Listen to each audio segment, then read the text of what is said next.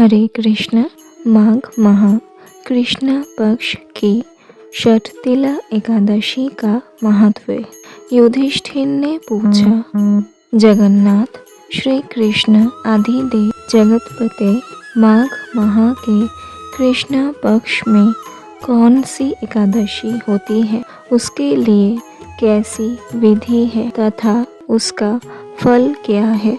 महाप्राज्ञ कृपा करके ये सब बातें बताइए। श्री भगवान बोले, नृपश्रेष्ठ सुनो, माघ माह के कृष्ण पक्ष की जो एकादशी है वह षठतिला के नाम से विख्यात है, जो सब पापों का नाश करने वाली है।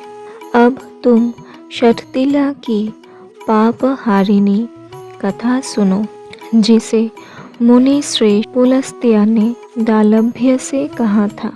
दालभ्य ने पूछा, हे ब्राह्मण, मृत्यु लोक में आए हुए प्राणी प्रायः पाप कर्म करते हैं, उन्हें नरक में ना जाना पड़े, इसके लिए कौन सा उपाय है, बताने की कृपा करें।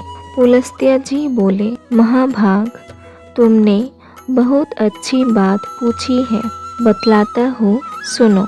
माघ माह आने पर मनुष्यों को चाहिए कि वह नहा धोकर पवित्र हो, इंद्रियों के संयम में रखते हुए काम, क्रोध, अहंकार, लोभ और चुगली आदि बुराइयों को त्याग दे।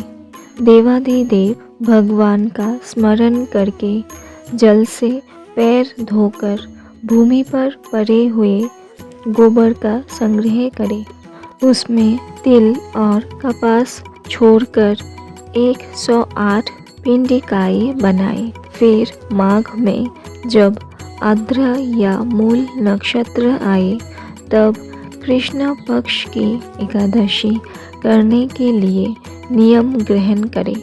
भली भांति स्नान करके पवित्र हो शुद्ध भाव से देवादिदेव श्री विष्णु की पूजा करे। कोई भूल हो जाने पर श्री कृष्ण का नामोच्चारण करे। रात को जागरण और होम करे। चंदन, अर्गजा, कपूर, नैवेद्य आदि सामग्री से शंख, चक्र और गदा धारण करने वाले देव देवेश्वर श्री हरि की पूजा करे।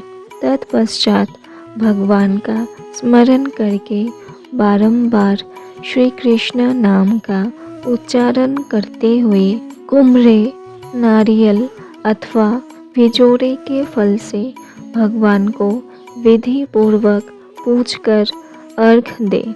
अन्य सब सामग्रियों के अभाव में 100 सुपारियों के द्वारा भी पूजन और अर्घ दान किए जा सकते हैं। अर्घ का मंत्र इस प्रकार है, कृष्ण कृष्ण कृपालुस्त्वा मघ तिना गतिर्भव संसारार्न वामंगनाना प्रसीद पुरुषोत्तम।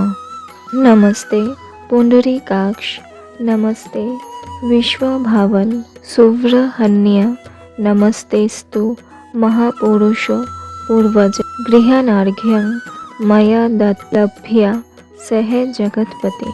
सच्चिदानंद स्वरूप श्री कृष्ण, आप बड़े दयालु हैं। हम आश्रयहीन जीवों के आप आश्रयदाता होइए।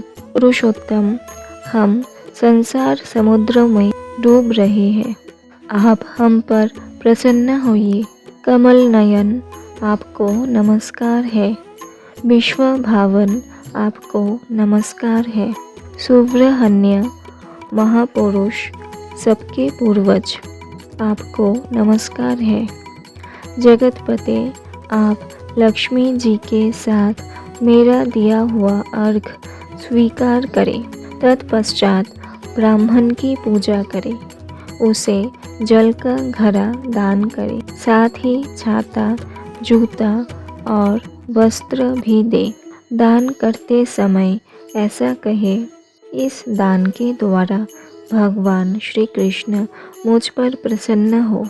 अपनी शक्ति के अनुसार श्रेष्ठ ब्राह्मण को काली गौ दान करे। द्विजय श्रेष्ठ विद्वान पुरुष को चाहिए कि वह तिल से भरा हुआ पात्र भी दान करे। उन तिलों के बोने पर उनसे जितनी शाखाएं पैदा हो सकती है उतने 1000 वर्षों तक वह स्वर्ग लोक में प्रतिष्ठित होता है।